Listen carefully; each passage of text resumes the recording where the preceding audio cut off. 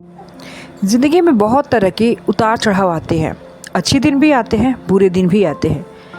लेकिन कभी कभी कुछ मोमेंट ऐसे आते हैं जब इंसान सोचने लगता है, या यूँ कहें कि बहुत ज़्यादा सोचने लगता है। तो क्या ये ओवर थिंकिंग है? तो ओवर थिंकिंग क्या बीमारी है या हमारी हैबिट बन चुकी है? तो इस वीडियो में मैं आज आपको ओवर थिंकिंग के बारे में ही बताने वाली हूँ। इस वीडियो को लास्ट तक ज़रूर देखिएगा।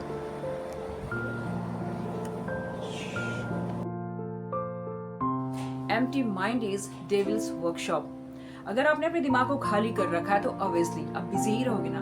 लेकिन अगर आपको कोई चैलेंज मिल जाता है, टास्क मिल जाता है, पूरा ध्यान आपका उधर हो जाता है। आप जरा गौर कीजिएगा, ये ओवर थिंकिंग नाम का चीज गायब हो जाएगा। जी हाँ, ये मेरी पर्सनल लाइफ की बात है जो मैं आपसे शेयर करना चाहती हूँ। जब मैं 16 ईयर्स की थी, उस समय बच्चे जब अपनी बचपना छोड़कर किशोरावस्था में जाते हैं, अक्सर मूड चेंज होता है, उनके अकॉर्डिंग माहौल नहीं मिलता, उन्हें कुछ कुछ चीज़ें समझ में आने लगती है, कैसे दोस्त होने चाहिए।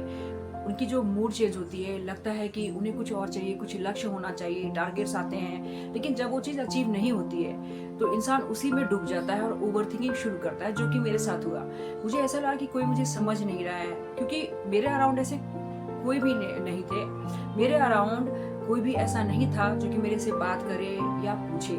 इसीलिए अक्सर पेरेंट्स को ये राय दिया जाता है कि जब आपके बच्चे 13, 14, 15 के हो, 16 या 17 एज में जा रहे हो, तो उनसे आप एक फ्रेंड की तरह ट्रीट करें, उनसे बात करें, क्योंकि मेंटल स्टेटस जो है वो चेंज होती है, ट्रांसफॉर्म होती है। और ये बहुत ही इंपॉर्टेंट स्टेज होता है जब हमें अपने बच्चों से बात करनी चाहिए। उनके अंदर क्या चल रहा होता है, क्या ग्रो होता है, उसके बारे में हमें जानना चाहिए, न कि अपनी सोच को थोपना चाहिए। क्योंकि इस दौरान बच्चा हमेशा अपने आप को अकेला फील करता है, और इसी वजह से ये negative thinking, over thinking, depression, इस टाइप की जो चीजें हैं वो आती रहती है।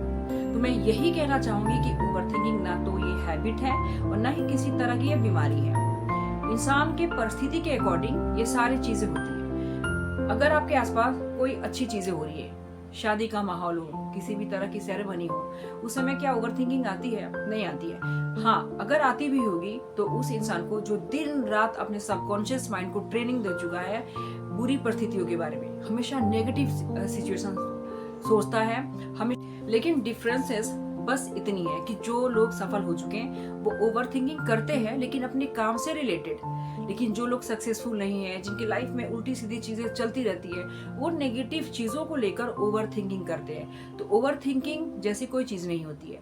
आप जरूरत से ज्यादा अगर किसी चीज पे फोकस्ड हो जाते हो, ध्यान देते हो, तो वही चीज आपके सबकॉन्शियस माइंड में डे इन डे आउट चलती रहती है, जिसे आप समझते हो कि ओवर थिंकिंग है। मैं एक एग्जाम्पल देती हूँ। मान लीजिए कि अगर आपको कोई एक बहुत इंपॉर्टेंट टास्क मिल जाए, काम मिल जाए, कि आपको एक दिन के अंदर करके मुझे देना ही देना है, और आपको ऐसा लगे कि मेरे पास टाइम नहीं, तो टाइम इसलिए नहीं होता क्योंकि आप ओवर थिंकिंग में फंसे हुए हो। दिन रात आपको लग रहा है कि आप बिजी हो, मैं परेशान हूँ, दिन रात इस तरह की ख्याल आती है। खाली दिमाग शैतान का घर। वो अपने खुद के बुने हुए जालों में फंस गया होता है और निकलने का रास्ता नहीं दिखता। इसीलिए अच्छे माहौल में भी वो नेगेटिव थिंकिंग का शिकार हो जाता है और उसे लगता है कि मेरे पे ओवर थिंकिंग हावी हो रही है, जबकि ऐसा होता नहीं है। अगर दिन रात आप किसी चीज के बारे में सोच रहे हो तो जरा सोचिए कि पॉजिटिविटी कहाँ से आएगी।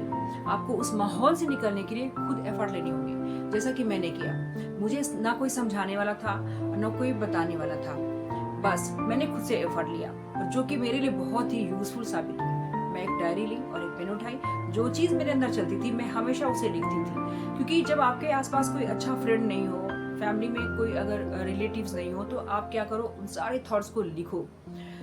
हर चीज को अगर लिखने की आपकी आदत पड़ जाएगी तो कभी भी आपको ये फील नहीं होगा कि आप अकेले हो। जब भी आप मौका पाओगे जाकर आप लिखोगे। जैसे जैसे डे पास होते हैं, अब जरा पन्नों को पलट कर देखो कि आपके अंदर कितनी इम्प्रूवमेंट होती है। अगर आपको कोई जरूरी काम मिल जाए, कोई अगर कह दे कि आपको ये काम करना है, तो आपका फोकस उधर शिफ्ट होता है और आप उसमें लग जाते हो। अगर इसी तरह से डेली अगर आप रूटीन तय कर लो, एक लक्ष्य आपको मिल जाए। चलिए, दो बातों की मैं एग्जांपल देती हूँ। अगर आपको एक चैलेंज मिल जाए कि आपको 21 डेज में या within 30 days you have to learn English, आपको इंग्लिश बोल के दिखाना है बहुत ही अच्छी फ्लुएंट मैनर में, तो आपके लिए ये चैलेंज हो जाएगी। वो जो ओवर थिंकिंग जो आप कर रहे हो किसी भी चीज पे, धीरे धीरे करके रिमूव होकर आपका ध्यान पूरी तरह से उस तरफ शिफ्ट हो जाएगा जो आपको करना है।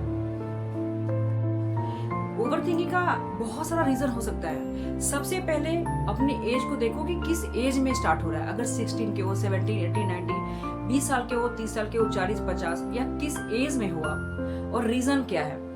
ओवरथिंकिंग क्या करते हो, किस तरह की चीजें करते हो। क्या आप अपने लक्ष्य को अचीव नहीं कर पा रहे, या किसी के साथ अगर आपका रिलेशनशिप बहुत खराब चल रहा होता है, या फिर आपकी शादीशुदा लाइफ खराब है, किसी से ब्रेकअप हो चुका है, तो ओवरथिंकिंग के बहुत सारे रीजन होते हैं। हो जाने के बाद चलिए मैं एक एग्जांपल देती हूँ। अगर किसी भी तरह की कंडीशन आपके साथ है, वो सबको साइड कर दो।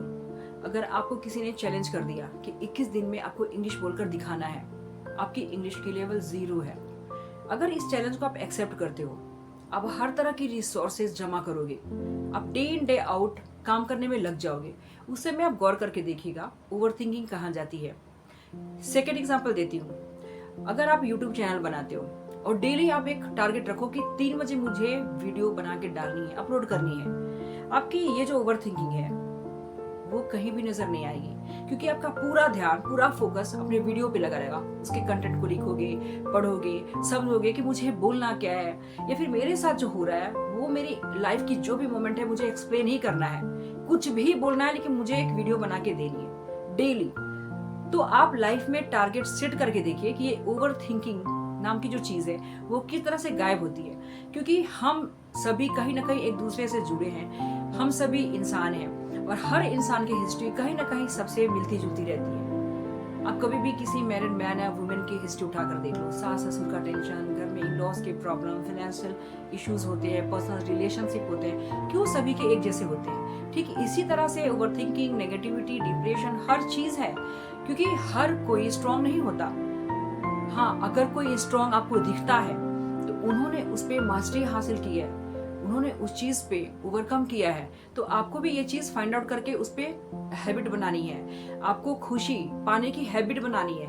हर चीज की आदत को जबरदस्ती डेवलप करना पड़ता है। आदतें लगती नहीं है, उसे लगानी पड़ती है। बुरी आदतें खुद ब खुद लग जाती है गुण की तरह, लेकिन अच्छी आदतों को डेवलप करना पड़ता है। तो टारगेट को सेट कीजिए, अपने लक्ष्य को हासिल करने के लिए पूरी शिद्दत के साथ लग जाइए, फिर देखिए कि ओवरथिंकिंग बिल्कुल नहीं होगी। तो अगर आपको वीडियो पसंद आए तो लाइक का बटन जरूर प्रेस कर दीजिएगा। मैं फिर मिलती हूँ ऐसी एक रियल मोटिवेशनल वीडियो के साथ। तब तक आप अपना ख्याल रखें। All the very best.